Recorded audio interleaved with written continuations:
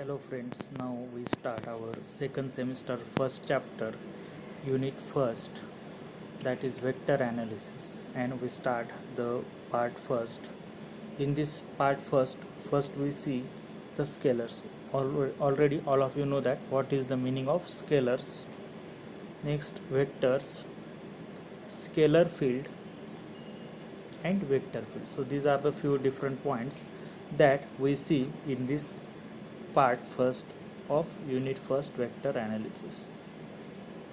Now first one is scalar. So all of you know that scalar already we have seen in 11th 12th standard, and again in first same also we say seen the scalars. A scalar is a quantity, is any quantity in physics that defined by magnitude only. Means the scalar is a quantity, it can be only defined by its magnitude. There is no required any other things. If we know the magnitude of that particular quantity, then we can easily define such type of quantity. It is known as scalar quantity. That is meant by the number value with units. Means if any scalar quantity, if there is any number and its unit is there, then we can easily say that it is a scalar quantity. So such type of thing, the scalar quantity is any quantity in physics that has only magnitude means number, and the value with its unit. Now here are the few different examples of scalar. First one is speed. We know that when we ride the bike or any four-wheeler or two-wheeler, its speed we say that it is 65 meter per second.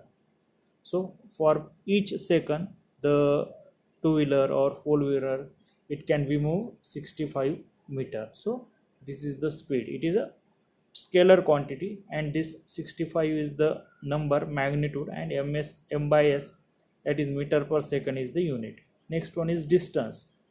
For distance also we just know only the magnitude, that is 15 is the magnitude and meter is the unit. Second one, age, that is 71 years.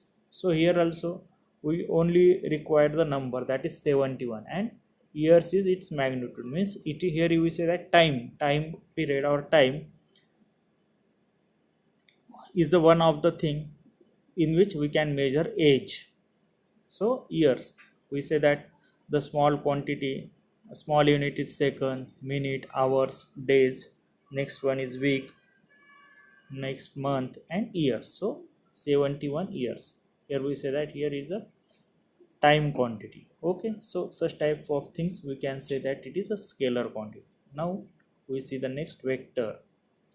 A vector quantity is any quantity in physics that has both magnitude and direction. So for any vector quantity, both things are necessary. First one is magnitude and second one is direction. Without direction, we can't explain any vector field, or any vector quantity. So for scalar only magnitude is required, but for vector both magnitude and direction, both the things are required. Here few examples are there. X means displacement, V means velocity, A means acceleration, and F means force. So all these quantities, they are shown by vector notation. On the head of each quantity notation, there is one arrow. That arrow indicate that it is a vector quantity. The arrow above the symbol illustrates a vector quantity. It indicates magnitude and directions. So here examples are there. Velocity. Velocity is a vector quantity, that is 55 meter per second east. East is shown by direction, and 55 meter per second is the magnitude. So magnitude and direction, these two things are there. Next one is acceleration. 20 meter per second square west. Here 20 meter per second square is the magnitude and west is the direction. Force, 40 newton, here means newton, 40 newton is the magnitude and east is the direction. So in this way, for any vector quantity we require two things, that is one is magnitude and another one is direction. Now next we see the point function. Every physical quantity can be expressed as a continuous function of the position of a point in a region of space. If we consider that any region or space, every physical quantity can be expressed a continuous function of the position of a point in a region of space. It is known as point function. Such a function is called a point function, and the region in which it specifies the physical quantity is known as field. Such a function is called point function, and the region in which it specifies the physical quantity is known as field. Already we have no electric field, gravitational fields, so like this.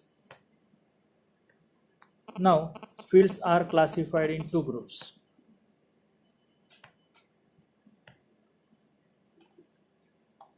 So fields are classified in two groups. It is not seen here, but we say that it is a scalar quantity and vector quantities. Fields are not shown here, but here we say that it is fields can be classified in two groups. One is the scalar quant field and another one is vector field.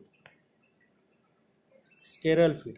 A scalar field is represented by a continuous scalar function. Already we have seen that. Now the scalar field, it can be represented by a continuous scalar function. There is no any sudden change in magnitude in passing from one point to another very close to it. Means if we suppose that here is one point and we are moving from this point to this point, there is no sudden change. There is no sudden change.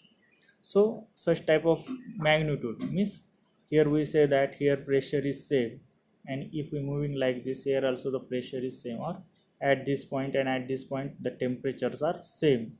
So such type of thing, it is known as a scalar field. It gives specific value of quantity at each point. Scalar fields.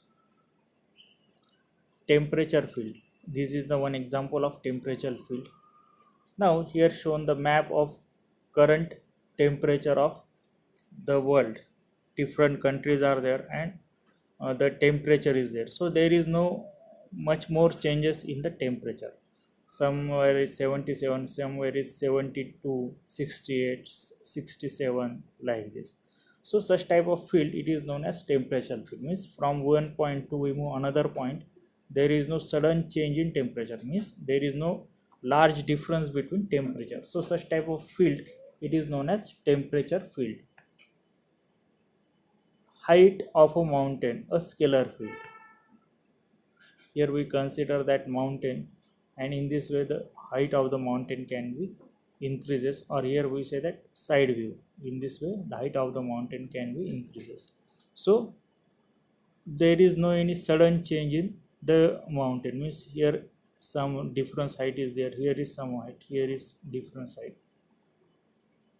So such type of fields are known as scalar fields. Now next one is the gravitational potential, gravitational field.